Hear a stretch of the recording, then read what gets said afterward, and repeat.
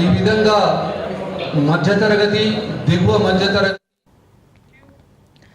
Greater Hyderabad లో మరో ఘరానా మోసం వెలుగులోకి వచ్చింది. జయా గ్రూప్ పై బాధితులు నిరసన గళం వినిపించారు. సోమాజిగూడ ప్రెస్ క్లబ్ లో ఆందోళన చేపట్టారు. జయత్రి ఇన్ఫ్రా పేరుతో భారీ మోసం జరిగిందని వాపోయారు. 100 కోట్ల రూపాయలను దోచుకుంటున్నారంటూ ఫైర్ అయ్యారు. 350 మందిని కాకర్ల శ్రీనివాస్ మోసం చేసినట్లు తెలుస్తోంది. 16 షెల్ కంపెనీలు ఏర్పాటు చేసి బాధితులను బూరడి కొట్టించారు. వెంచర్లు, రిసార్ట్స్, అపార్ట్మెంట్ల పేరుతో దందా నడుస్తోంది. 10 లక్షలకు 30% వడ్డీ ఇస్తానన్న శ్రీనివాస్ ఆశ పెట్టారు. దీంతో కాకర్లను అరెస్ట్ చేశారు కేపీహెచ్పీ పోలీసులు.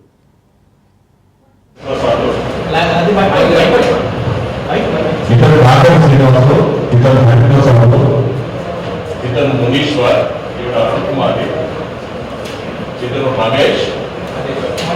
తర్వాత మళ్ళా ఇక్కడ నుంచి రాజమండ్రి పోలీసులు వచ్చి అతన్ని రాజమండ్రి సెంట్రల్ జైలు తీసుకెళ్లారు. Through dissolving the company assets, if anybody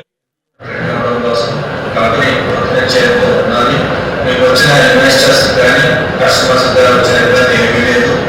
కొంతమంది అనాలోచితంగా చేసిన పనుల వల్ల కంపెనీ వాళ్ళ ఇబ్బంది పడినా సరే మీరందరూ కూడా మాకున్న కస్టమర్ బేస్లో 1-2% కోసం మాత్రమే మన మీద కంప్లైంట్స్ పెట్టడం జరిగింది.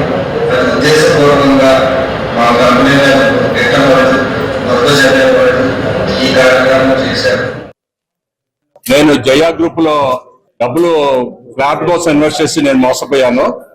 వాళ్ళు ఫ్లాట్ కట్టిస్తామని చెప్పేసి మా దగ్గర 30%, 70% అని 50-50 అని 100% అని చెప్పేసి వాళ్ళు చేసి ఎంఓయూ చేసి వాళ్ళు డబ్బులు మోసం చేసి దాదాపు వాళ్ళు 300 కోట్ల దాకా 250 మంది పైన ఇన్వెస్టర్స్ ని మోసం చేసి వాళ్ళు తప్పించు తిరుగుతున్నారు. వాళ్ళని కేపీహెచ్పీ పోలీసులు 25/1/23 అరెస్ట్ చేశారు. మళ్ళా 12/4/23 బయటకు వచ్చి మళ్ళీ అప్పటి నుంచి NBW అతని మీద ఉంది, నాన్ బెయిలబుల్ వారెంట్. తప్పించి తిరుగుతున్నాడు అతను.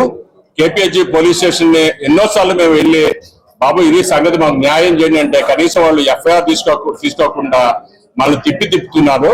మేము హైకోర్టుకి వెళ్ళాము. ఆల్రెడీ హైకోర్టుకి వెళ్ళి నవంబర్ 23 హైకోర్టుకి వెళ్ళాము. అది డిసెంబర్ 23 కేపీహెచ్పీ పోలీస్ స్టేషన్ ని డైరెక్ట్ చేసింది.